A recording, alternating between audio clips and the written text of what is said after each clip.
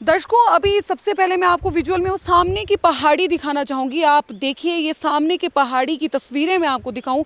ये अभी तस्वीरों में जो जगह आप देख रहे हैं, ये पटड़ी घाटी का पटड़ी घाट का ज्वाली गांव है, जहां पर भयंकर फ्लैश फ्लड हुआ था। पूरा जो पहाड़ का एक हिस्सा है, मैं बताऊं, ऊपर से उतर के नीचे दरिया तक पहुंच चुका है। और मैं आपको बताऊं, इस वक्त मैं सामने की पहाड़ी से ये तस्वीरें देख रही हूं और मुझे ऐसा लग रहा है कि मैं काफ़ी नज़दीक से ये सारी जो चीज़ें हैं इनको फील कर पा रही हूँ, क्योंकि इतने बड़े मार्जिन में ये जो पहाड़ का हिस्सा है ये आ चुका है। जगह जगह से यहाँ पे आपको लैंडस्लाइड हुए पड़े दिखाएंगे।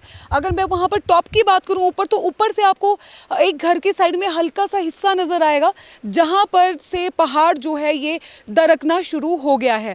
और वहीं अगर हम नीचे बात करें तो सामने आप तस्वीरों में देखेंगे हल्का हल्का आपको मलबा दिखाई देगा। ये यहाँ पर स्कूल था ज्वाली का, तो वो पूरी बिल्डिंग जो है धराशायी हो चुकी है। सिर्फ कुछ एक जो आपको दिखाई देंगे अंश, मैं कहूँगी, या पत्थर जो हैं वो आपको दिखाई देंगे। और अगर आप नीचे आते हैं तो वहाँ सामने आप तस्वीरों में देखेंगे बीच में एक गाँव है, मतलब घर है, और दो घर मैं आपको कहूँगी, बीच में दो घर हैं जो एक ही लाइन में, तीन घर हैं, तीन घर एक ही लाइन में। और इसके दोनों की साइड से मैं आपको बताऊं, दोनों साइड से जो ऊपर से नीचे तक जो है मलबा आया हुआ है। पता नहीं कैसे यहाँ के जो लोग हैं बच के निकले हैं, कैसे उन्होंने अपनी जान बचाई है। और साथ ही आपको बता दूं, जितना भी आप ये एरिया देख रहे हैं ज्वाली गांव का, ये पूरा का पूरा एरिया खाली करवा दिया गया है। कोई भी घर ऐसा नहीं है जहाँ पर अब लोग हैं। इन लोगों को रेस्क्यू करके पटरी घाट जो स्कूल है वहाँ पर रखा गया है, धनेड़ स्कूल में इनको रखा गया है। और साथ ही आपको बता दूं, यहाँ पे काफ़ी बड़े बड़े जो घर हैं वो भी जा भी चुके हैं, लोगों की जो गौशालाएं हैं वो जा चुकी हैं, लोगों के जो पशु जो उन्होंने पाले हुए थे वो भी जा चुके हैं।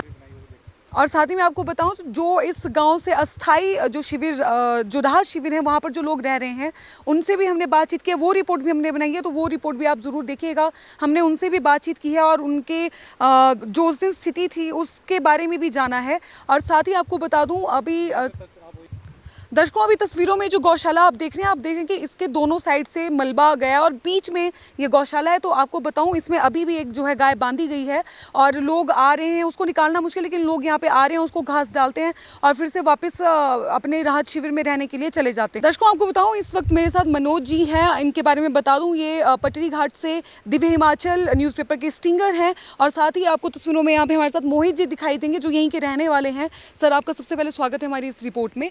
धन्यवाद जी, पोस्ट आपका बहुत बहुत धन्यवाद। मैं सबसे पहले सर आपसे ये जानना चाहूँगी, आपने बताया कि आप सुबह ही 6 बजे यहाँ पर पहुँच गए थे, तो क्या मंजर था उस दिन यहाँ पर, कैसे लोगों को रेस्क्यू करके यहाँ से निकाला गया? जी, पहले तो मतलब जैसे रात को मेरे को फ़ोन, जो हमारे प्रधान जी हैं उनका घर भी वहीं पर है, तो साइड में यहाँ पर घर है उनका, तो मतलब उनका फ़ोन आया कि यहाँ पर कुछ हो रहा है यार भाई, कुछ किसी को संपर्क करें। बोले सिग्नल था, हमारे किस्मत की बात ये थी। तो हमने पहले जो गांव वाले हैं उनको फ़ोन किया कि आप एक साइड में हो जाए, क्योंकि एक दिन पहले मैं, विधायक साहब और एक मोहल्ले के यहाँ और बंदे थे, प्रधान जी थे, तो हम गाँव में पहले घूमे थे एक दिन, और कुछ घर हमने खुद खाली कराए थे, लोगों के शिफ्ट करा के सामान दूसरी जगह रखाया था। तो हमें आभास था कि कुछ अनहोनी होगी, पर इतनी बड़ी अनहोनी होगी ये हमें पता नहीं था। तो हमने जो सबको बुलाया, जितने हमारे थे, तो हमने बोला कि सब सेफ साइड में आ जाओ। अब ये पता नहीं रात को धुंध थी पड़ी हुई, दूसरा ये पता लगा पत्थर कहाँ से आ रहे हैं, आवाज़ आ रही थी कि जैसे कोई बम फोड़ रहा हो, मतलब ऐसा महसूस हो रहा था हमें। तो मेरे को फ़ोन कर रहे थे प्रधान जी, और मैं उनके साथ लाइन पे था। तो हमने जितना हो सके हम दूसरी साइड, हमने बंदे जोड़े कि हम साइड में करो।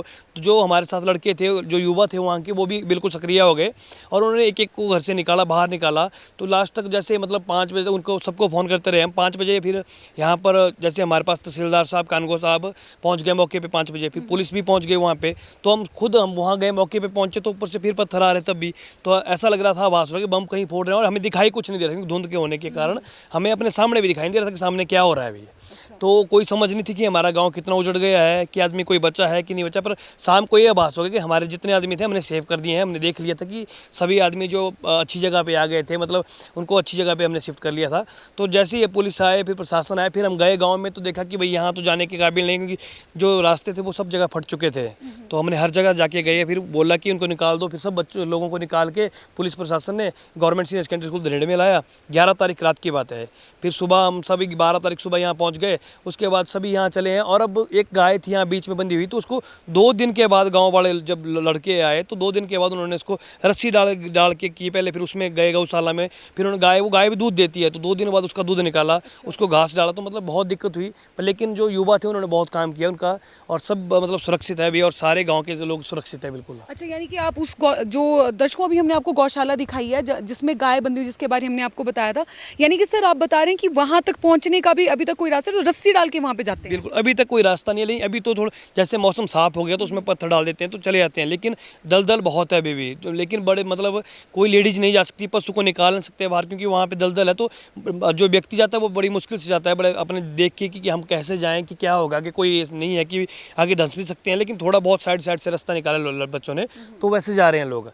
वैसे अब मुश्किल हो गया अगर यहाँ इस गांव से आना भी हो, इस गांव में आधे गांव में जो हमारा पार वाला इसमें आदमी फंसे हैं लोग, 40-50 आदमी वहाँ रह रहे हैं, तो उनको साइड से लगभग 10 किलोमीटर दूर से आना पड़ रहा है घूम के। अच्छा। तो बहुत मुश्किल हो रही है। अब यहाँ स्कूल से आते हैं डेली लोग, अपने पशुओं को ये करते हैं तब ये कर रहे हैं, बाकी तो बहुत मुश्किल, तब चारा देके उनको ये दूध ला रहे हैं या कर रहे हैं।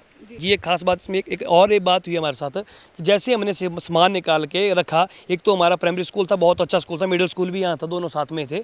तो प्राइमरी स्कूल मिडिल स्कूल में थोड़ी हमें दिक्कत थी कि वो जा सकता था, तो हमने उसका सामान भी निकाल के प्राइमरी स्कूल में शिफ्ट कर दिया। और जो लोगों का सामान था थोड़ा बहुत, उनसे भी स्कूल से बात करके उसमें रख दिया कि ये पक्का है, मजबूत है, काफ़ी पुरानी बिल्डिंग थी वो। तो लेकिन जब सुबह गए तो जो गिर रहा था मकान वो वैसा ही रहा अपनी जगह पे। जब अगले 2 दिन बाद देखा हमने तो वो मकान वहीं था, और जो स्कूल में जो सामान था वो स्कूल भी गायब हो गया, स्कूल का कुछ नहीं रहा। जो सामान दूसरे के घरों में रखा था उसका घर सबसे पहले गया, वो भी घर खाली हो गया, मतलब वहाँ कुछ भी नहीं रहा, लोगों का सामान भी चला गया और वहाँ कुछ भी नहीं मिला। मनोज जी, ये जितना भी गांव है ज्वाली गांव, तो यहाँ से कितने जो परिवार हैं अब उनको विस्थापित करके जो राहत शिविर है वहाँ पे रखा गया है? ज्वाली गांव में लगभग 55 परिवार है, तो उसमें मतलब जो 35 मतलब इसमें 10 घर तो ख़त्म ही हो गए हैं, जिनका अभी नामो निशानी है, जो हमें रिपोर्ट बता रहे हैं। हम मौके पर पहुँचे नहीं अभी तक, ना कोई विभागीय कर्मचारी, क्योंकि यहाँ पर जाने के लिए जगह नहीं है। तो लेकिन जो बता रहे हैं कि 10 घर तो ख़त्म ही हो चुके हैं, जिनका कोई नामो निशान नहीं है, और कहीं गौशाला चली गई है यहाँ से। और यहाँ से लगभग 35 परिवारों के लोग जो हैं हमारे शिविर में रह रहे हैं, GSS धनेड़ में रह रहे हैं, और बाकी जो है वो अपने रिश्तेदारों के पास गए हैं। 55 परिवार हैं और 150 के करीब के लोग हमारे गवर्नमेंट सीनियर सेकेंडरी स्कूल धनेड़ में रह रहे हैं अभी। जी, दर्शकों मैं आपको बताऊं, ये मनोज जी पट्टीघाट से हमारे साथ है। बहुत बहुत धन्यवाद हमसे बात करने के लिए। और साथ ही इनके बारे में मैं आपको बताना चाहूँगी, ये अपने संस्थान को यहाँ से खबरें तो भेज ही रहे थे, यहाँ की हर एक खबर से लोगों को रूबरू करवा रहे थे, लेकिन साथ ही 15 दिनों से ये बता रहे थे कि 15 दिनों से ये उन लोगों के साथ दिन रात जुड़े हुए हैं, और दिन रात उनकी जो समस्याएँ हैं वो आगे प्रशासन तक और सरकार तक पहुँचाने की कोशिश कर रहे हैं। कैसी लगी आपको ये रिपोर्ट, ज़रूर आप कमेंट करके बताइएगा, और ज़्यादा से ज़्यादा ज़रूर शेयर कीजिएगा। फेसबुक पर पोल स्टार हिमाचल का पेज लाइक करें और यूट्यूब पर हमारा चैनल सब्सक्राइब करना ना भूलें।